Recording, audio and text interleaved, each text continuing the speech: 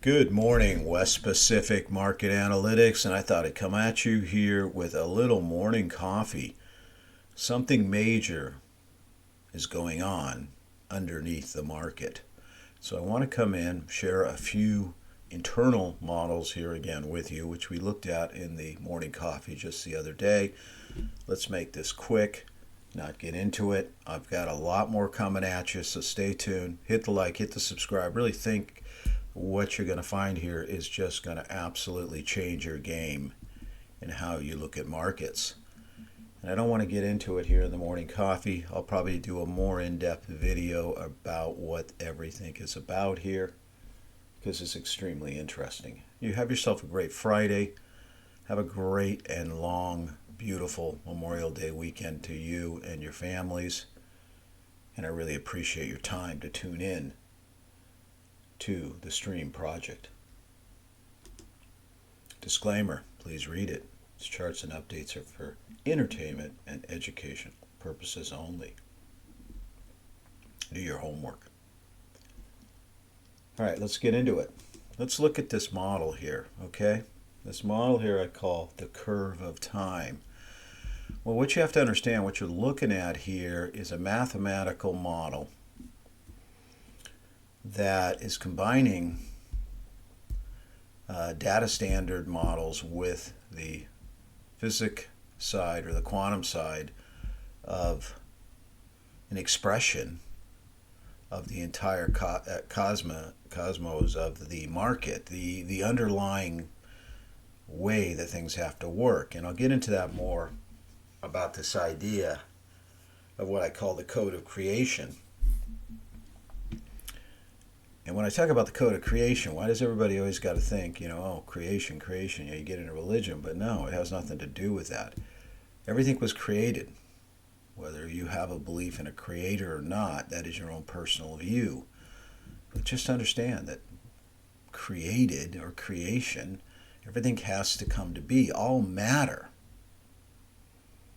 is put together to create something.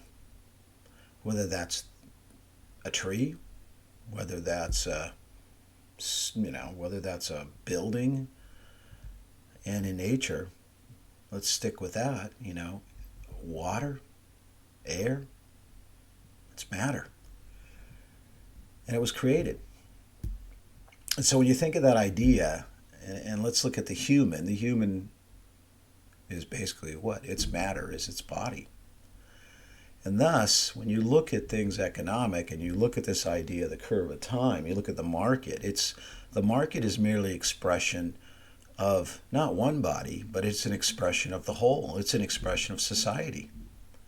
It's an expression of the matter of all of humanity on Earth. And thus, what we're looking at in the expression here in the quantum field, there's another component to it, and that's energy. And so what we're looking at here is the exhaustion of the energy or the expansion of said energy over time. And that then creates, when you study energy, energy is a component of momentum.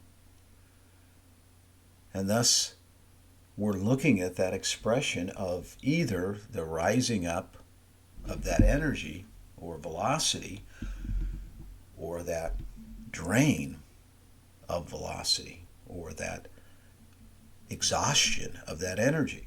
So when we look at this model, we talk about the curve of time. What I've been trying to do is create a model that allows you, create a system, because we can apply this to pretty much, once we've got this code of time figured out, it works across the entire spectrum of markets. And I can push this back in time and show you, but you see this is the curve of time. This is this blue line here in the model, right? I call this directional circulation. And this is an expression of the erosion of the velocity within what we're modeling. It doesn't matter what we're modeling. Every time we're going to be looking at this, what I call the dot curve, or the directional circulation of the momentum of the velocity, DOC for short.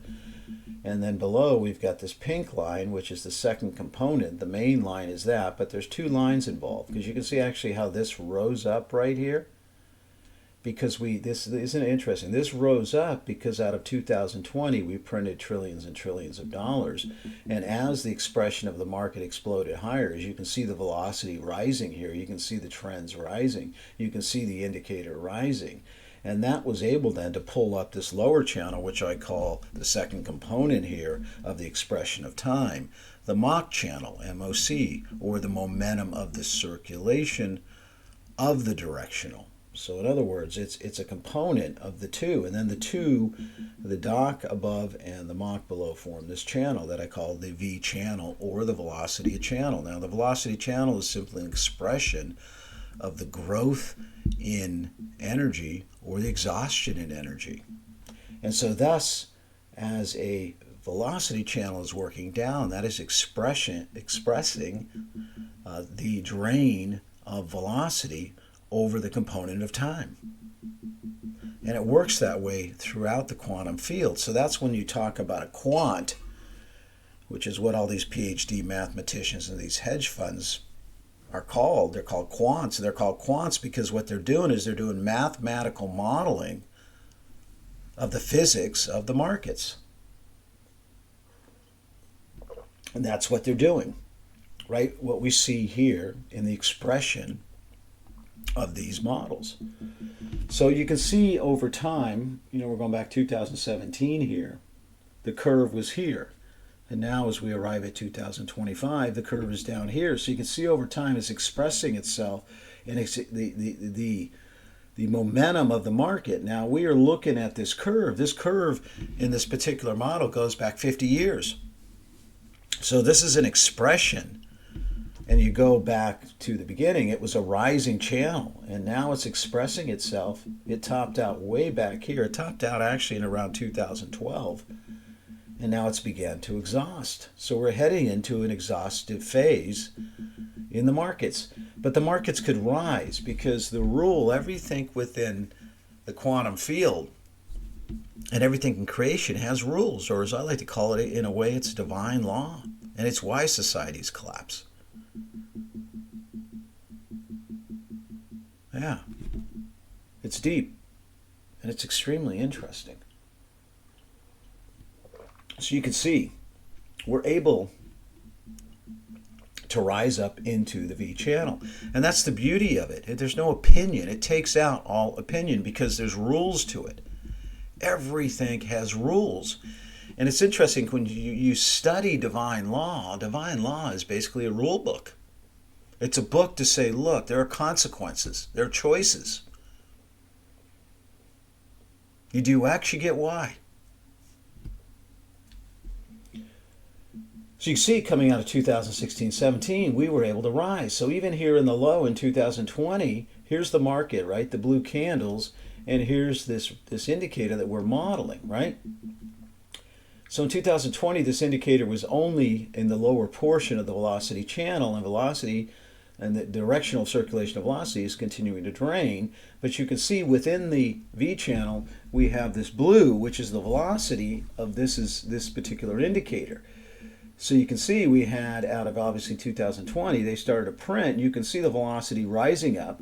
You can see the channel. You can see the indicator rising up. And actually, it was so powerful before it exhausted its energy, it was able to rise above the channel. And then you notice up at the top here, finally, the trend exhausted and collapsed, and the velocity exhausted and collapsed. And the indicator started to work down. Now the indicator is moving slower than the expression of the velocity. So that was part of the issue, because we can see how it's all hanging out here, right? Since this top in 2022, it hasn't been able to drop back down. Now it will. I can guarantee you 100% that this indicator will go back below the directional circulation. As a rule, it has to drop back into here in these coming few years. It will go there. So what we're watching right now is for the signal to turn. You can see when it turned here, we had this little minor correction. You can see this is that little minor correction we had here, and then they turned it up again. But we can't, here's the directional circulation. Look how high. So if you look at this gap, or as I like to call it, a scissor gap, the scissor gap between the top of the directional circulation signal and the indicator, look how big that gap is now compared to the gap here. This is setting up for a much faster fall, because the indicator acts as an attractor. And we can get another time, I'm getting too lengthy into the quantum side of it, but then we talk about this idea of attractors. So this is going to drop. And you can see over time it's going to continue to exhaust. So that's just a concept model I wanted to show you. And what lies ahead is going to be crazy. But here's what I wanted to show you. So here's this big red candle, right? We're looking at a quarterly model here. And you can see, taking this model all the way back here to 1998, we're modeling this red indicator, different than the other one we were just looking at. I'm not going to, everybody asks me, Glenn, what are we modeling here? Well, that doesn't matter. All that matters is we're looking at what the data is telling us that the underlying market, which is the blue candles, is going to do. It doesn't matter what we're modeling. All that matters is we look at the data and we form an opinion of it. But we want it to be visual so we can see it. Okay, so you can see this big candle forming here. And actually it's bigger than that, because you got to include the stick that went all the way up to the top. It's the biggest we've ever had in the curvature of time. And you can see the same expression here. So this particular indicator has what I call a rising V channel. There's a difference here, right? We're going to be talking about this more, and you'll understand it as we go forward in time. This is just one model. There's other ways to look at it, but the key component is this velocity channel, which is an expression of the quantum field of time. So you can see we have it rising. So, you notice the indicator also here, rising with it. So you can see we're at the very top here now of the channel. When we're at the bottom of the channel, that's an expression of exhaustion. This is an expression of overbought or euphoria. So you can see we've got the biggest candle we've ever had in the history of the model. And you can see when the candles go down, here's our 2022 correction. Look at the size of that red candle here in the 2021. Look, we had a red candle here, the 2018, late 2018 corrective move. And then you can see these candles going down in the 2007 move, and these candles all going down here in the 2000 move. I see this in what I call the three keys. We'll look at those in a bigger report that I'm going to be coming out. Now that signal I just showed you right there is also expressed here in a different analytical model I call the gatekeeper. We won't get too much into that. We just want to focus here on this particular signal and the velocity channel.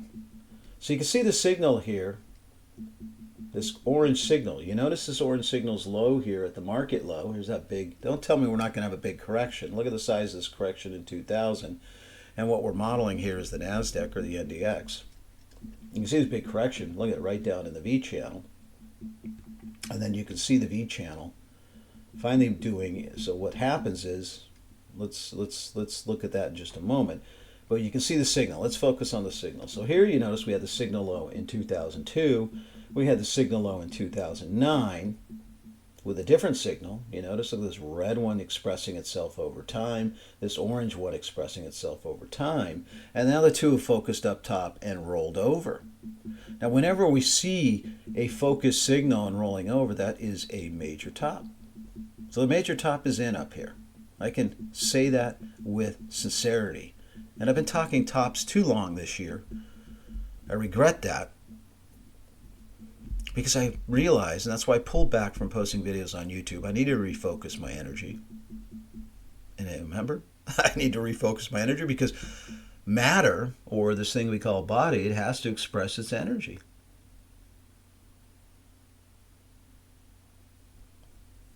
So we see we got a top here. And you can notice here, we have this bull cross of the Mach, the momentum of the circulation crossing above the directional circulation. So you can see the particular model, the directional circulation acts as like a turtle. You see how slow it's moving? It's like a sin wave, right? coming down, forming a nice curvature bottom here, rising up, and look right here what we've got. We've got the exhaustion of the direction of the circulation. So I call it the top in dock, because the top in dock is an expression or an exhaustive move of the energy or the velocity of the momentum.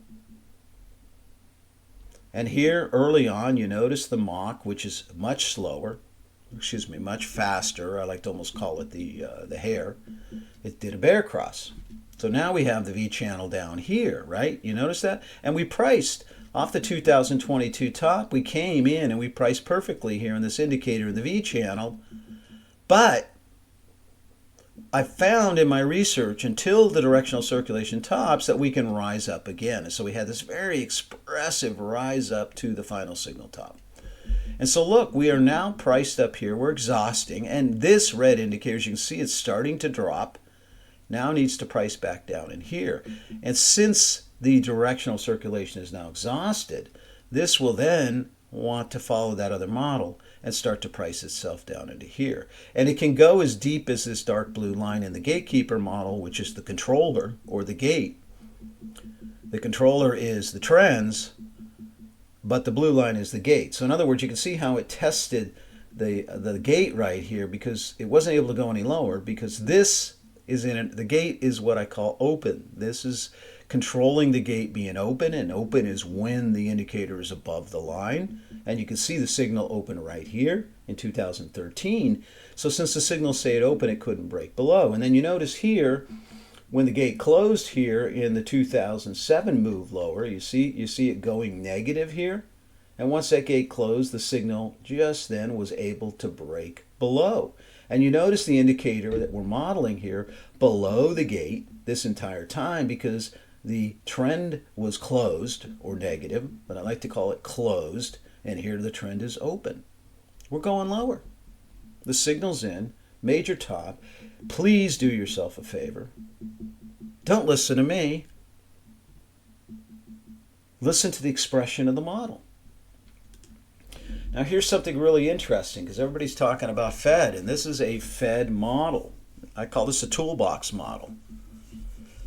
And I've been working on all this, and I finally have put it all together. What's ahead is going to be absolutely fantastic. It took me a lot longer. I remember back in 2020, I had an opportunity to go to Zurich. I had a quant fund that wanted to talk to me. They really were fascinated beyond a shadow of a doubt about what I was doing. But I said I wasn't ready. And I tell you, 5 years ago, I wasn't ready. A year ago, I wasn't ready. It was good, but I didn't fully understand it. I had not come into clarity, let alone power. And when I talk about power, I'm not talking about psychopathic power. I'm talking about the power of light.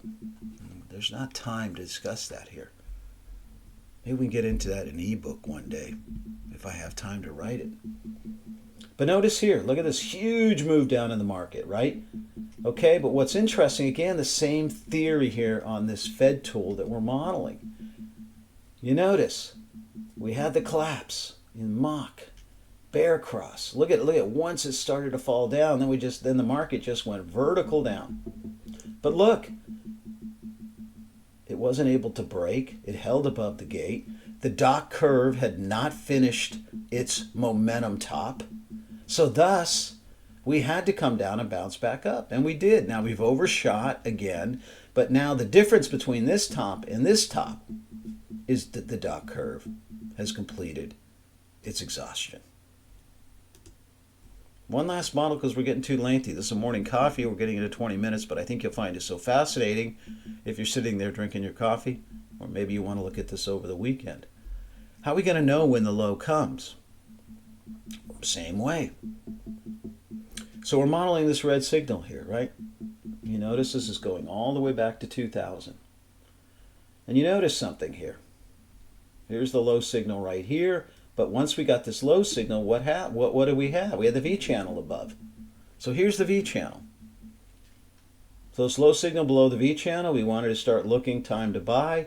Low signal here in 2009 below the V channel above, oversold. Oversold, oversold, below the V channel. You see these spikes down, spikes down. And then you notice here in 2016, we almost got to the channel, but we had to be careful here because the signal got near to the channel. We know the market couldn't go any lower because you see the trend. The trend was just too far above and it couldn't break below the gate. Here's our low signal in 2020. Trend was breaking. There was a possibility, but it held. And you can see we didn't even get near to be able to break here. Look, we broke below the gate, but each time we hit the dot curve. So, we still have the V channel formed. So we'll have to see what's going to happen up here. But right now, this signal needs to drop back into the V channel. And what we're going to watch for some sort of major low is to see how this V channel develops. And obviously for this red indicator to come down and test here the gate or test again the dot curve. And if the V channel holds up, doesn't matter what price does, forget price, we'll just know that that's a major low. Have yourself a great Friday. Thanks for tuning in. It's going to be great. I'm working on a long series of videos that we're not going to just look at one thing. We're going to look at the entire spectrum. I'm working on a commodity sector trading video. I'm working on a country, which means we're going to look at countries like France, like Germany, like Portugal, like the Far East. We're going to look at the world, basically, with these technical models for trades. We can trade nations because there's an ETF for every nation. So we're going to look at those, and I'm putting that together. It's going to take me a bit of time. I'm going to do a SPY QQQ report, and I'm probably going to have that up this weekend. So stay tuned. Thanks for tuning in. Flow with me. Flow with the data. Understand the greatness of who you are. And we're going to be relentless. As an individual uses that word on Twitter, and I love that word. I have to give him credit for that. We're going to be relentless. We're going to attack this, and we're going to rise above. Because my main focus is to help others win. It's always been my whole life. I'm here to help you make money, and it's going to be all about that. Protecting your money and growing your wealth. Thanks for tuning in. Glenn out.